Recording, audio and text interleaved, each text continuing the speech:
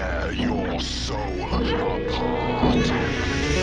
Presto, you're dead.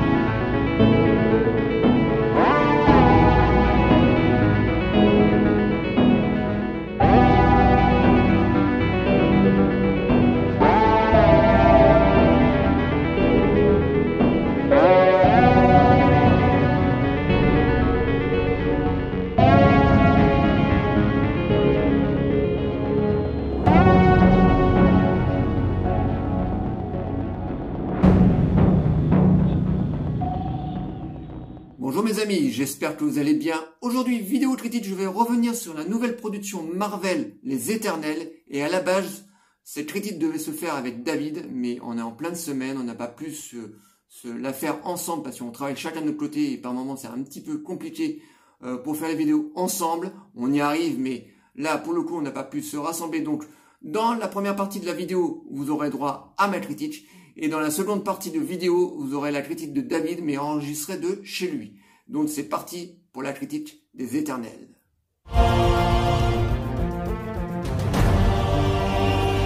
Nous avons observé, nous avons guidé, nous les avons aidés à évoluer et nous les avons vus accomplir des merveilles. Pendant tout ce temps, nous ne sommes jamais intervenus. Jusqu'à aujourd'hui.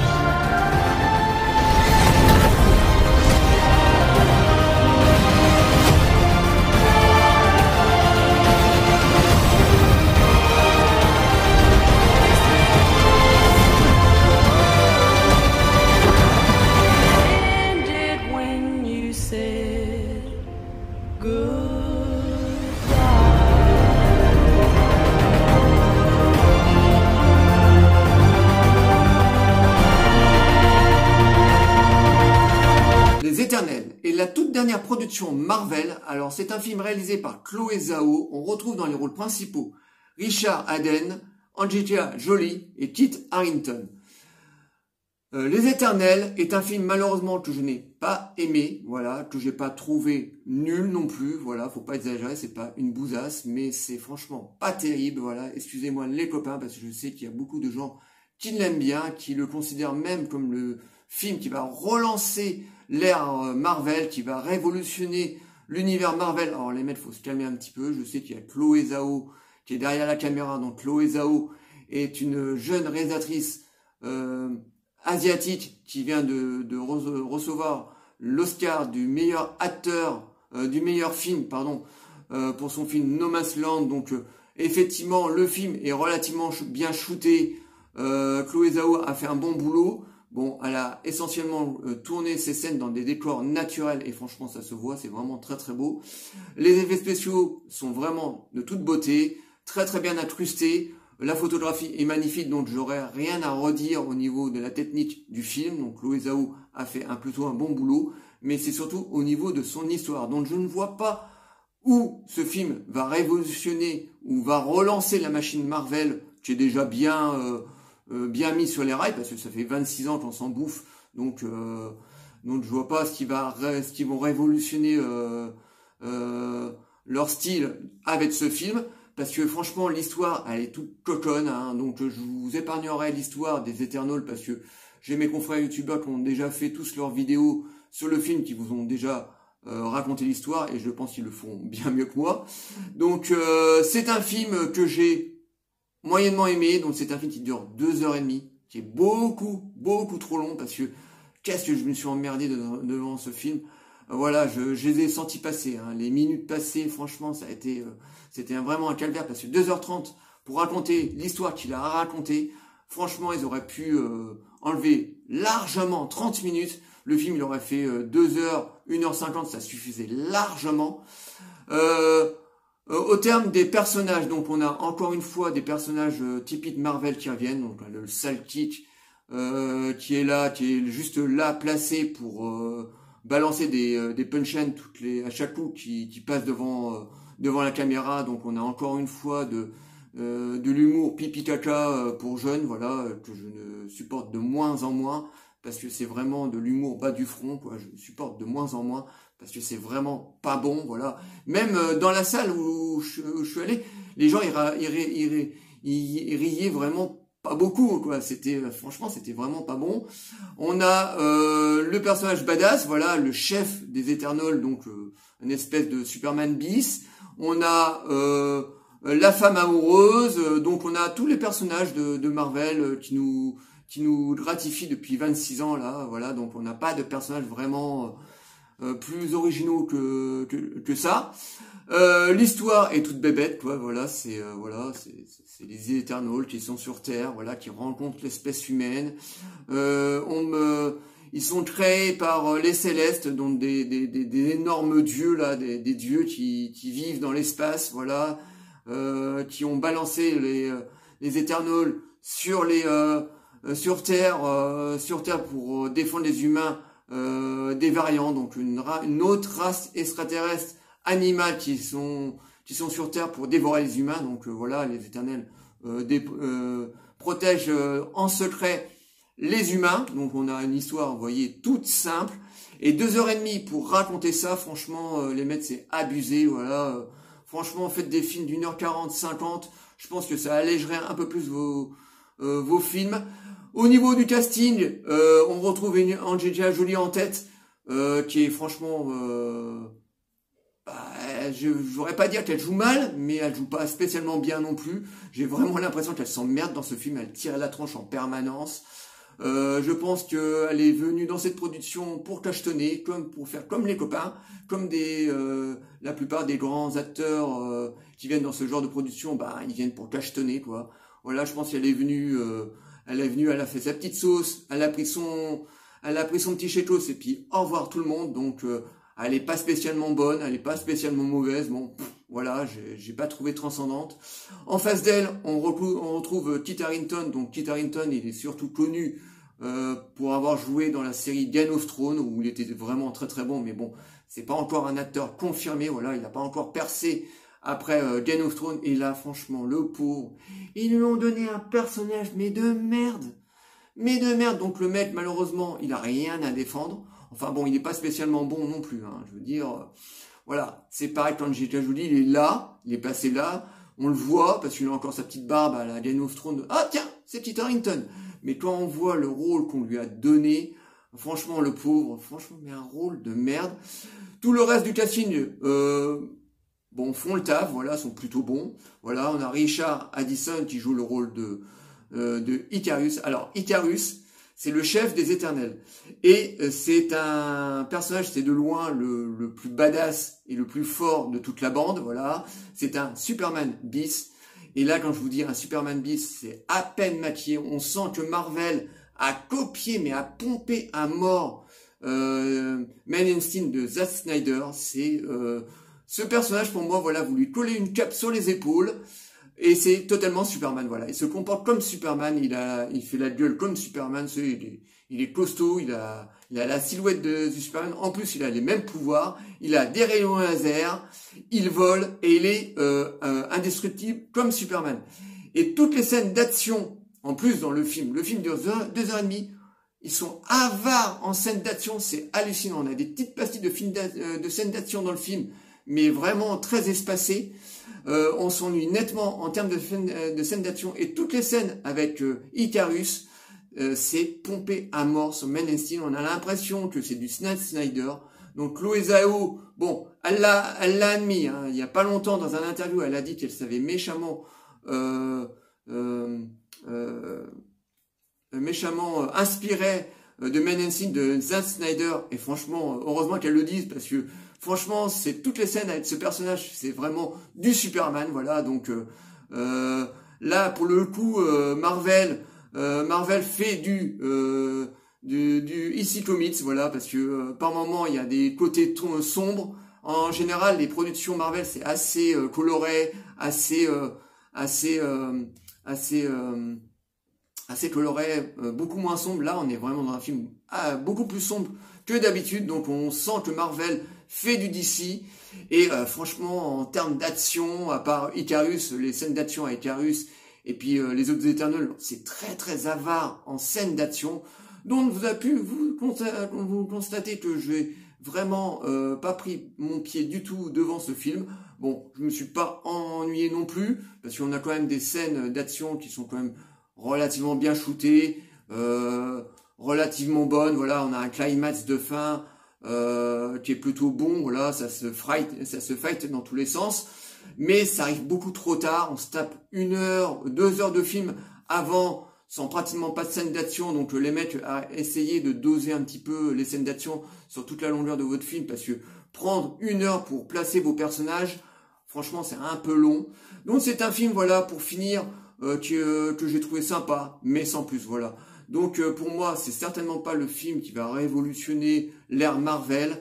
Donc je pense que c'est un film qui est vraiment consacré pour les fans hardcore de l'univers Marvel. Bon, moi je commence à être un petit peu saoulé. Voilà, le dernière production Marvel que j'ai vue, c'était Venom 2. Et franchement, je l'ai encore au cucu. Voilà, ça me fait encore mal. Donc voilà, maintenant je vais sélectionner un petit peu les films Marvel, parce que voilà, tout ça, ça commence à me chauffer. Là, ça fait 26 ans qu'on s'en bouffe. Et là, avec ce film, ce qui est chiant, c'est que ils nous mettent en place 10 nouveaux personnages, plus les Célestes. Et là, franchement, là, plus le multivers qui arrive là avec le prochain Spider-Man et le prochain Sam Raimi avec le Doctor Strange, on est parti pour se bouffer encore au moins 10, voire 20 ans de films de super-héros Marvel. Donc, ça va être très très dur pour David et moi, parce que David est un peu du même avis que moi. Mais voilà, ça va être très très dur. Donc dans les prochains mois, je vais sélectionner mes films Marvel, mais je le regarderai certainement pas tous. Voilà ce que je pouvais dire sur les Eternals. Et toi David, qu'est-ce que tu en penses? Avant toute chose, bonjour les amis. Avant de commencer ma critique du dernier film Marvel, Les Éternels, je vais revenir sur les séries galactiques, les séries cosmiques Marvel. Donc Les Éternels est sorti de la tête du dessinateur Jack Kirby, qui voulait absolument mettre de la science-fiction dans l'écurie Marvel. Donc ils sont nés dans les années 70, je pourrais pas vous dire exactement quand. Et je me rappelle exactement de cette bande dessinée, parce que on avait un ami en commun avec Vincent, qui était un fan absolu de Marvel et de DC Comics, de toutes ces BD super-héroïques, qui nous parlait en permanence des Éternels. Et je me rappelle aussi vaguement dans les Strange, dans les speeders de l'époque, il y avait entre 2 Spider-Man, un Daredevil et puis un Iron Man, des aventures des Éternels. Alors c'était un graphique très particulier, très novateur pour l'époque. C'était ces grands personnages dieux grecs comme ça, qui étaient énormes, avec des grosses mains, des grosses têtes. Avec des graphiques, avec beaucoup de planètes, beaucoup d'étoiles. C'était assez novateur à l'époque. Et les hommes étaient représentés tout petits à côté de ces personnages. Donc voilà, donc c'était la toute première qui était faite dans les années 70. Et par la suite, bien sûr, il y aura le Surfeur d'Argent, par exemple, qui aura sa propre saga, hein, qui fera partie de la série cosmique. On se souvient aussi d'un autre personnage qui s'appelait Ram, si je me souviens bien, si je l'écorche pas le nom. C'était une sorte de robot humanoïde qui avait perdu sa famille ou sa planète qui a été détruite, et il allait de planète en planète. Donc il y avait plein de séries comme ça, et puis bien sûr on arrive sur Thanos, on arrive sur les guerres secrètes, on arrive sur les guerres de l'infinité, tout ça, les pièges de l'infinité. Donc voilà, pour faire un peu le récap des Éternels. Et sur ce film, alors pour moi je suis un peu d'accord avec Vincent, c'est un film très long, qui raconte pas grand chose. C'est un film qui a glissé sur moi, je me suis énormément ennuyé. Et pourtant, il y avait une réalisatrice qui était très en vogue, qui avait un style, qui a un style de toute manière, qui a une idée, et qui voulait apporter quelque chose de nouveau à Marvel, au film de Marvel. Malheureusement, moi j'étais pas captivé par tout ça. Maintenant on va parler de la technique. La réalisation est de très bonne facture. Elle apporte des cadrages, elle apporte de la nouveauté très calquée sur DC Comics. sur Man of Steel et sur le travail de Zack Snyder. Je suis d'accord avec Vincent. Et sur la photographie, eh bien, c'est des couleurs assez déstructurées, très sombres, très dark. Par moment, bien sûr, quand ça se situe dans des pays africains ou dans des pays arabes, par exemple, il y a beaucoup de couleurs, c'est chatoyant, donc ça revient à Marvel. On sent aussi que le cahier des charges est assez respecté parce que malheureusement, il y a encore cet humour très teenager. La marque de fabrique de Marvel, hein, très cool, qui est toujours là, qui dessert les scènes dramatiques autant que les scènes d'action. Le casting, c'est pareil, hein, je suis d'accord avec Vincent, c'est assez moyen. On place des acteurs de renom comme ça dans le casting pour vendre le film, mais ils s'emmerdent, on sait pas trop ce qu'ils foutent là. Ensuite, la musique, ça va, ça passe, le score, ouais, voilà, on l'a pas forcément en tête. Donc voilà, vous avez compris grosso modo ce que je pense un peu de ce film. C'est très malheureux parce que il y a quand même des moments de bravoure, il y a quand même des idées qui sont apportées pour essayer de renouveler un peu Marvel. Malheureusement, je pense sincèrement que d'incorporer comme ça des nouvelles équipes de super-héros, ça va amener peut-être dans le futur à des super crossovers. On imagine par exemple les Gardiens de la Galaxie avec les Éternels. Et puis tout ça va se mélanger avec les personnages cultes de Marvel qu'on connaît déjà. Donc je sais pas ce que ça va donner dans quelques années, mais ça va être un foutraque extrême. Donc je sais pas où ça va se diriger. Je pense que Marvel a leur propre idée, bien sûr. Je pense que tout ça est déjà programmé.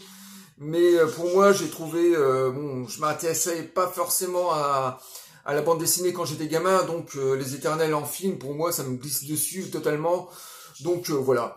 C'est un film que j'ai vu une fois, que je ne reverrai pas, malheureusement. C'était une tentative de faire quelque chose de nouveau chez Marvel. Malheureusement, ben voilà, je trouve que c'est un coup d'épée dans l'eau. En plus, j'étais mort de rire sur le nom des personnages dans le film. Je faisais des jeux de mots aussi avec Vincent, c'était très marrant. Donc voilà, un grand film Marvel, mais qui a pas fonctionné sur nous. Et maintenant, comme Vincent disait dans sa partie, on va essayer de critiquer les Marvel en fonction des sorties. Donc là, la prochaine, ça va être Spider-Man. On n'attend pas grand-chose. Pour moi, c'est plus un film concept. Parce qu'en fait, il y aura plusieurs Spider-Man avec le multivers et tout ça. Donc le film va marcher sur la surprise de tous ces Spider-Man. Mais est-ce qu'il y aura un scénario qui va tenir la route? Ça, on ne sait pas. On n'est pas à l'abri d'un bon film, donc on espère. Et puis voilà, ce que je pouvais dire sur les Éternels. Donc je vous dis à très bientôt les amis. Et comme Vincent dit dans les vidéos, abonnez-vous et regardez notre vidéo bien sûr. Et je vous dis à très bientôt les amis. Bye, à bientôt.